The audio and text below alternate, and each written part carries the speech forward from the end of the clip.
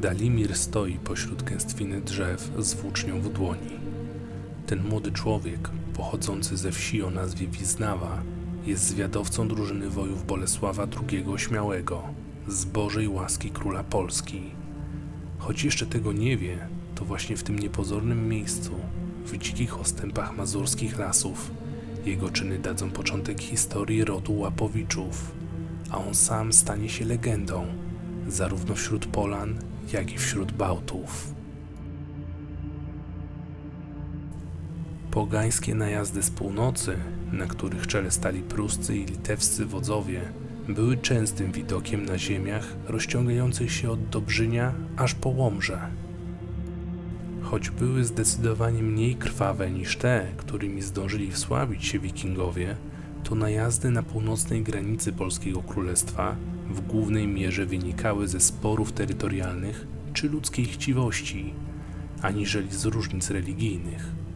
Zresztą wasale i poddani polskiego króla nie byli dłużni i także wyprawiali się na pogańskie tereny, czy to w odwecie, czy to połupy. W końcu do króla zaczęły dochodzić wieści o opustoszałych wioskach na mazurskich ziemiach, za którymi rzekomo stali właśnie poganie z północy, którzy porywali poddanych polskiego króla. Wysłał on więc swoją drużynę konnych, na czele której stanął jego wierny kompan, towarzysz i mentor, nie kto inny jak Izbor z Czarnowody, zwany też Prawdomównym. Izbor potrzebował przewodnika po zwodniczym terenie, jakim cechowały się mazowieckie ziemie, które przez niektórych zwane były błotnistymi krainami. Dalimir był w odpowiednim miejscu i odpowiednim czasie, aby poprowadzić drużynę w głąb pogańskiego obszaru. Nienawiść Dalimira do sąsiadów z północy była w Wiznawie dobrze znana, a to właśnie z jego rodzinnej wioski miała się odbyć wyprawa ku odnalezieniu porwanych. Drużyna Izbora Prawdomównego w czasie podróży wpadła w zasadzkę przebiegłego wrogiego wodza, a jedyną osobą, która nie dała się pojmać przeciwnikom, był właśnie Dalimir, który skrył się w leśnej gęstwinie. Pojmani w niewolę pogodzili się z nadchodzącą, niechybną śmiercią w obozie wroga. Tego samego dnia, niedaleko obozu pruskich wojów, z oddali dało się słyszeć przerażający ryk niedźwiedzia, żeby po chwili nastała niepokojąca cisza. Następnie z gęstego zagajnika na ziemię spadła odcięta kończyna leśnej bestii, a chwilę potem pojawił się oblany krwią Dalimir. Część wrogów uciekła w popłochu przed tym widokiem, a chaos, który zapanował w obozie, pozwolił pojmanej drużynie Izbora uwolnić się i tym samym stanąć do walki z wrogiem. Po zwycięskiej potyczce wojowie Bolesława II wypełnili misję oswobodzenia jego poddanych z pruskiej niewoli, zaś Dalimir uzyskał dozgonną wdzięczność Izbora, a jego czyny nie zostały niezauważone przez polskiego króla. Ponieważ Bolesław II Śmiały był także władcą szczodrym, za zasługi oraz pomoc jego przyjacielowi nadał Dalimirowi tytuł szlachecki oraz dał we władanie ziemię łomżyską. Izbor Prawdomówny otrzymał ziemię płocką oraz zakroczymską i tym samym razem z Dalimirem mieli stać się przedmurem chrześcijaństwa na mazurskich ziemiach.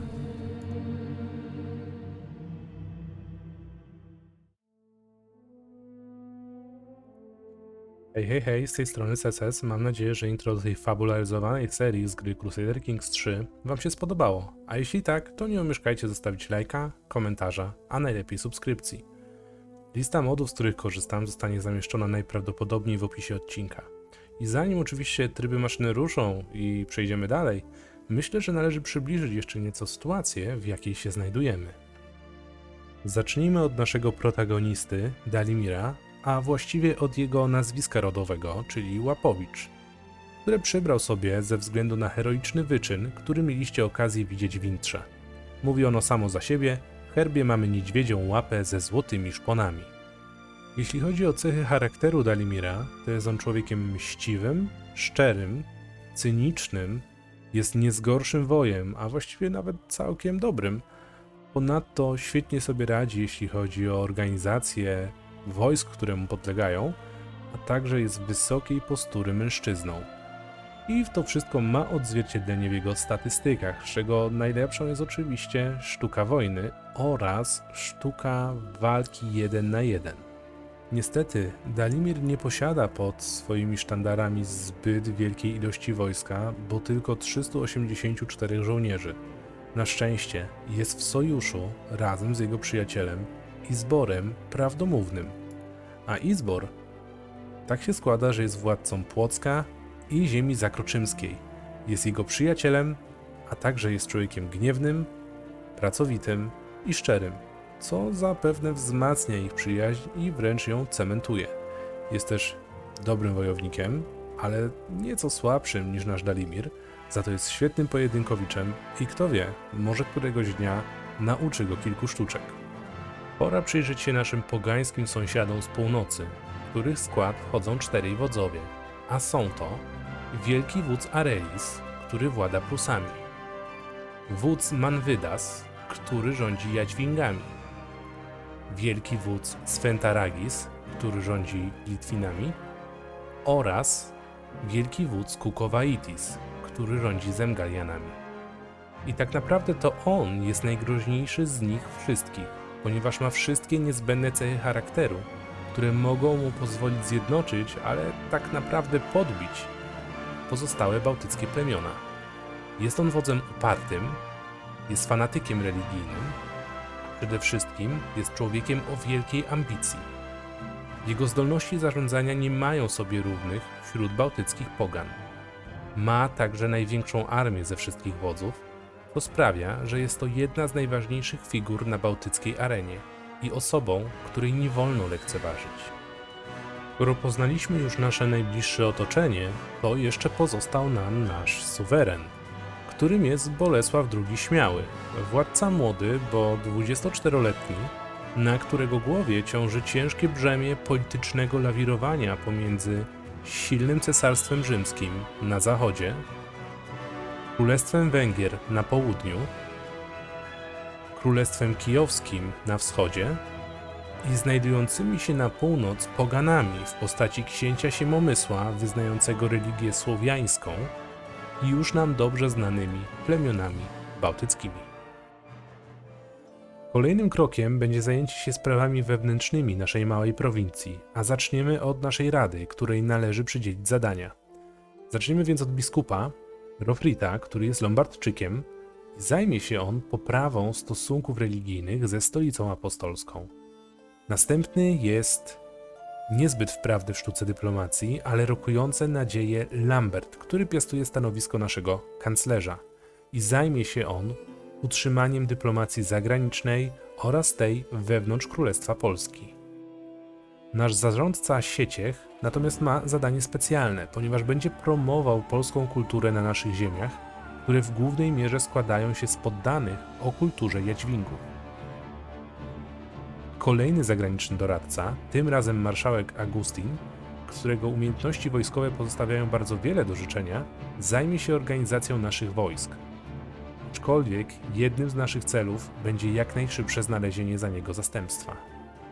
A nasz feudalny wasal, baron Janisław, który jest mistrzem szpiegów, uda się do stolicy Królestwa Polskiego, Krakowa, aby dostarczyć nam niezbędnych informacji na temat poczynań najbliższego otoczenia naszego miłościwego króla. Zależy nam też na tym, aby historia rodu Łapowiczów przetrwała dłużej niż jeden żywot, także koniecznym jest znalezienie małżonki dla Dalimira, a jako nowy członek szlachty polskiej ma on dość szeroki wybór, jeśli chodzi o potencjalne kandydatki na żonę. Jednak najlepszą z nich jest obecnie Jolanta z Opolan, z którą ożenek przyniesie nam, miejmy nadzieję, w niedalekiej przyszłości potomków, ale też zapewni sojusz z jej ojcem, Tatomirem, hrabią Sandomierza. To jest tym bardziej korzystne, że jego ziemie nie znajdują się tak daleko od naszych.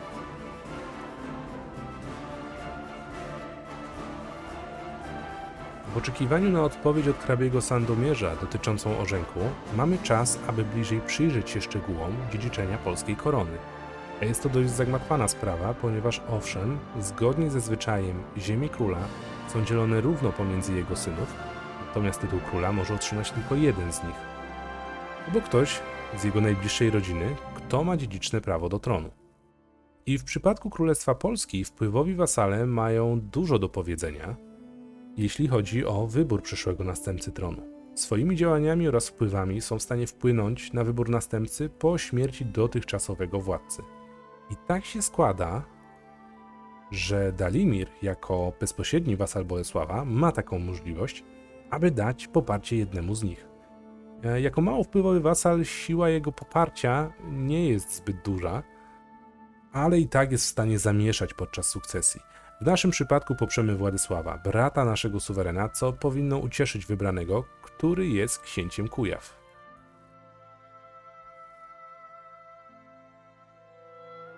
Ostatnią rzeczą, która nam została do wykonania, jest wybranie stylu życia, którym będzie wypełniał wolny czas Dalimir.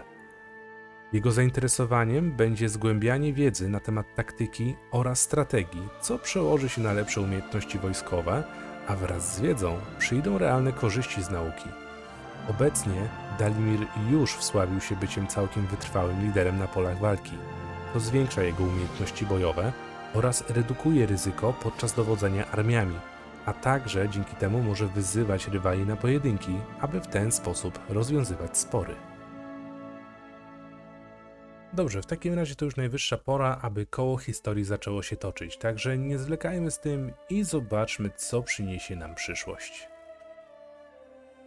W końcu, po kilku dniach, przyszła do nas dobra nowina w postaci akceptacji przez hrabiego Sandomierza, Tatomira, naszej propozycji unii małżeńskiej z jego córką Jolantą. Tym samym zyskaliśmy kolejnego sojusznika. Dalimir jest osobą pragmatyczną, dlatego od razu wykorzysta okazję, aby zaangażować swoją żonę do wspomagania go w kwestiach administracyjnych, co powinno przełożyć się na lepsze zarządzanie włościami i zwiększyć przychód złotych monet. Król Bolesław wprowadził na polskich ziemiach nowe prawa, które sprawiły, że jego władza została umocniona. Oznacza to, że od teraz będzie miał on możliwość cofnięcia tytułów szlacheckich wraz z podległymi tytułowi ziemiami lub podporządkowywać wasali swoich wasali. Należy jednak pamiętać, że jeśli takie działania nie są podparte wystarczającymi powodami, mogą być uznane w oczach wasali króla za tyranię i doprowadzić do niezadowolenia całej szlachty. Dalimir postanowił udać się na dwór swojego suwerena, aby oddać mu hołd, co powinno poprawić ich relacje, a także zwiększyć renomę ich własnych dynastii. Choć mógłby on też zostawić podarek dla króla w postaci złota lub obiecać zrealizowanie przysługi, obecnie nie stać go na to pierwsze, ani nie czuje się zobligowany do drugiego. Dalimir, korzystając z tego, że jest w stolicy, postanowił pójść za ciosem i spróbować przedstawić Bolesławowi korzyści płynące z powołania go na królewskiego marszałka, który obecnie zajmuje hrabia Jan z domu Ciołek. Słabe zdolności wojskowe obecnego marszałka powinny pozwolić Dalimirowi na przekonanie króla, co też się udaje, i król zgadza się na naszą propozycję. Niestety Jan Ciołek nie jest zadowolony z tego stanu rzeczy i na pewno będzie żywił do nas urazę. Dzięki powołaniu na urząd marszałka, Dalimir otrzymuje z tego powodu wiele korzyści, które wiążą się z codziennością zajmowania się sprawami militarnymi na dworze lub z polecenia króla. Są to m.in. zwiększone zdolności bojowe, możliwość powołania większej ilości wojsk pod własnym sztandarem, możliwość zdobycia doświadczenia w zarządzaniu armią, a przede wszystkim i co najważniejsze, zmniejszone koszty utrzymania armii, co powinno zwiększyć nasze wpływy do skarbca. Dalimir otrzymał wspaniałe wieści. Jego żona Jolanta jest brzemienna, a to oznacza potencjalne zabezpieczenie kwestii sukcesji naszego tytułu hrabiego Łomży. Dalimir ma oczywiście nadzieję, że będzie to silny, zdrowy chłopiec, a najlepiej pierwszy z wielu. Dalimir na dworze króla zebrał na tyle doświadczenia z wojami z drużyny królewskiej, że od teraz będzie w stanie lepiej wykorzystywać pełen potencjał swoich własnych dowódców na polu bitwy. Nasz własny marszałek wciąż nie wykazał poprawy i zrozumienia dla kwestii wojskowych, mimo prawie 1,5 roku na tym stanowisku. W związku z tym Dalimir wpadł na genialny plan zmiany celów dla Agosteina. I teraz, zamiast zajmować się organizacją naszych żołnierzy, Nakażemy mu wyszukać pośród nich godnych, potencjalnych dowódców. Wątpliwym jest, aby nasz nieudolny doradca wiedział, że rozpocznie tym samym podcinanie gałęzi, na której siedzi. Doskonale. Jolanta urodziła Dalimirowi syna, także jego modlitwy o potomka płci męskiej zostały wysłuchane. Co więcej, Jolanta prosi Dalimira o to, aby nadać mu imię po jej ojcu, Tatomirze. Dalimir zgadza się na to, a kto wie, może i jego teść także dzięki temu będzie mu bardziej przychylny. W królestwie Bolesława zawiązała się frakcja lojalistów wobec polskiej korony. Na jej czele stoi nie kto inny, jak przyjaciel nasz, jak i samego króla, Izbor Prawdomówny, hrabia Płocka i Zakroczymia. Dopóki będzie przewodził tej stronie politycznej, dopóty Bolesław śmiały będzie miał wiernych wasali w przypadku wewnętrznych rebelii. Dalimir z szacunku do króla oraz Izbora, który przyczynił się także do jego szlacheckiego wyniesienia, wchodzi w jej szeregi. Pewnego dnia Dalimir znajduje zwinięty gruby pergamin za zagłówkiem swojego łoża. Po chwilowym niepokoju, że ktoś dostał się niezauważony do jego komnat, odwinął go i znalazł list miłosny od członkini jego dworu, Eufemii, której uroda i czysta cera mogłyby skraść serca wielu. Wyraziła w nim żywione do niego uczucia, jednak Dalimir dał jej jasno do zrozumienia, aby porzuciła swoje starania w celu zdobycia jego serca, ponieważ jest wierny swojej żonie. Na dwór pana Łomży dotarły wieści z terenów bałtyckich pogan. Wygląda na to, że doszło do wojny pomiędzy dwoma wodzami, a konkretnie między wielkim wodzem Kukowaitisem ze Żmudzi, a wielkim wodzem Sabą z Kurlandii. Kukowaitis próbuje podbić ziemię o nazwie Ziemgala od wodza Kurów. Raport, który otrzymał Dalimir, mówi o tym, że obecni Kurowie skutecznie bronią się przed najazdami Żmudzian. Prawdopodobnie jest to zasługa doświadczenia w kwestiach militarnych, jaką posiada wódz Saba. Jeśli jednak Kukowaitis wyciągnie lekcje z pierwszych przegranych potyczek i zagarnie ziemię pod swoje władanie, umocni tylko swoją wciąż silną pozycję na pogańskich ziemiach. Kolejne miesiące zajmowania się sprawami wojskowymi Królestwa Bolesława, jak i własne zapędy w celu pogłębienia wiedzy z zakresu militariów ponownie zaowocowały u Dalimira lepszym zrozumieniem meandrów walki w polu. Dzięki temu nauczył się sposobów na oszczędzenie strat własnych podczas bitew, ale też i uzyskiwania przewagi nad przeciwnikiem. Piękny kwietniowy dzień o porannej porze, kiedy kroki Dalimira zmierzały w stronę kościoła, na drodze stanęła mu jego żona Jolanta, niosąc ze sobą niewielki kosz przykryty chustą. Rozejrzała się, a następnie uśmiechnęła do męża i odsłoniła zawartość kosza, w którym były napitki i strawa. Zaproponowała mężowi alternatywę do porannych modłów w postaci pikniku na świeżym powietrzu, argumentując, że Bóg nadal będzie później w kościele, natomiast na pewno szafranowe ciasto już nie. Dalimir jako człowiek cyniczny, małej wiary i chodzący na religijne obrzędy tylko ze względu na pozory, odpowiedział, że grzechem byłoby jej odmówić. Tym samym uszczęśliwił swoją żonę, polepszając ich relację małżeńską, ale też i przyniosło mu to samemu spokój ducha na następne miesiące, a nawet lata. Kolejne wieści z pogranicza pogańskich Prus oraz ziemi Jadźwingów. Tym razem spory terytorialne tyczą się miejscowości Skalwa, która obecnie jest terytorium pod władaniem wodza Manwydasa, który rządzi Jadźwingami. Okazuje się, że podległy wielkiemu wodzowi pruskiemu, pomniejszy wódz Budo, który ma włości na północnych terenach Prus, zebrał swoich wojów, aby podbić ziemię niezależnego wodza i najprawdopodobniej mu się to powiedzie, ponieważ jest wojownikiem o sporej reputacji i doświadczeniu i ma dwukrotnie więcej wojsk niż Manwydas. Wynik tej wojny nie tylko wzmocni wodza Budo z dynastii Konopackich, ale przede wszystkim jego suwerena, jakim jest wielki wódz Arelis. Wojnom bałtyckim nie ma końca, ponieważ kolejne doniesienia z pogańskich ziem dochodzą do dworu Dalimira. Wojna żmudzińsko-kurlandzka wciąż nie ma rozstrzygnięcia, ale to może się niedługo zmienić, ponieważ gdzie dwóch się bije, tam trzeci korzysta. Tym razem kosztem jednego z dwóch pierwszych. I trzecim jest nie kto inny jak wódz wyspy Sarema o imieniu Warwo. kolejny znamienity pogański wojownik, któremu marzy się podbój ziem Vanemy. Warto też zaznaczyć, że jest on wyznawcą fińskiej, szamańskiej religii pogańskiej.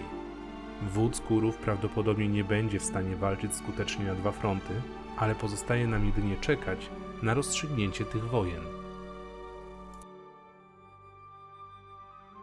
Istotnym wydarzeniem, które miało niedawno miejsce, to fakt, że nasz król, Bolesław Śmiały, doczekał się dziecka. Królowa Wyszesława powiła mu córkę oraz nadali jej imię Maria. Oznacza to, że pozycja następcy tronu wciąż należy do brata króla, czyli Władysława, księcia Kujaw. Część wasali, którzy nie chcieliby na tronie chorowitego brata, na pewno liczy na to, że król doczeka się syna, który będzie lepszym kandydatem na następcę tronu. Można powiedzieć, że na ziemiach Bałtów wojny występują częściej niż zmieniają się pory roku. Ponownie jeden z poddanych wielkiego wodza Prus, którym jest Daugwilas z rodu Memelów, wódz ziemi Bartii oraz Sudowy, także wyczuł krew podupadającego sąsiada, wodza Mandywasa, władcy Jadźwingów.